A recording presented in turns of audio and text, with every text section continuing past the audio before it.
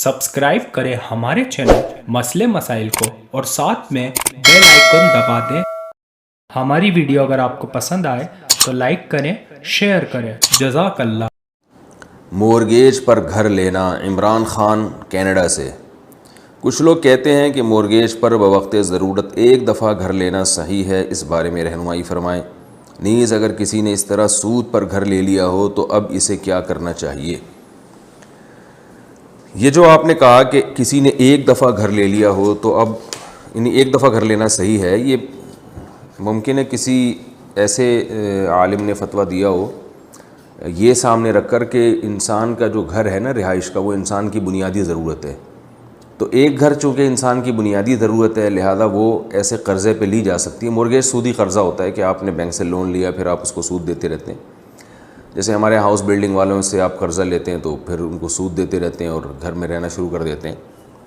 तो एक है, यानी ये सूदी कर्ज़ा लिया जा रहा है, सूद नहीं लिया जा रहा। सूद लेना तो बहरहाल हराम है और सूद की जो रकम है उससे तो कुछ भी ख़रीदेंगे वो हराम दर हराम ही होगी।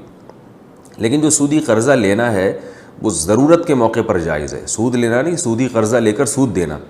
अगर कोई आपको जायज़ तरीक़े से कर्ज़ा नहीं दे रहा, यानी कर्ज़ हसना जिसे कहते हैं, और आपके पास ख़ुद भी पैसे नहीं हैं और कोई शदीद ज़रूरत आ जाती है जो आपकी बुनियादी बेसिक ज़रूरतों में से है, तो ऐसे मौके पर कर्ज़ा लेना, सूदी कर्ज़ा लेने की गुंजाइश है इस शरीयत में। लेकिन ज़रूरत कहते किसको हैं? तो ज़रूरत में रिहायशी घर, यानी आपको ज़ाहिर है इंसान की ज़रूरत है कि वो रहने के लिए उसे घर चाहिए। तो ये बात खूब अच्छी तरह समझ लें कि रिहाइश का घर तो इंसान की ज़रूरत है, लेकिन उस घर का ज़ाती घर होना ये इंसान की ज़रूरत नहीं है। किराए का घर भी इंसान की बेसिक ज़रूरत को पूरा कर देता है। इस पर तो मेरे बहुत बयानात हैं, आप सुन लीजिए कि ज़ाती घर और किराए के घर में फ़र्क क्या है।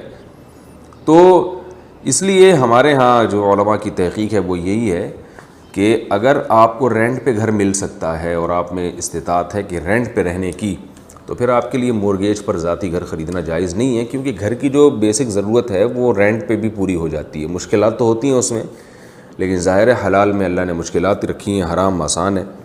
तो इसलिए आपको चाहिए कि अगर रेंट पे आप रह सकते हैं तो फिर आप मॉर्गेज पर घर, ज़ाती घर न लें। रेंट पे रहना भी मुमकिन नहीं है और घर का और भी कोई इंतज़ाम नहीं हो रहा, तो फिर गुंजाइश है कि मॉर्गेज पे घर लिया जा सकता है। लेकिन ऐसा होता नहीं है, रेंट पे बाहर यानी लेना भी आसान है इन मुल्कों में, जहाँ तक हमारी तहक़ीक़ है। अगर किसी ने इस तरह से सूद पर घर ले लिया हो तो अब इसे क्या करना चाहिए।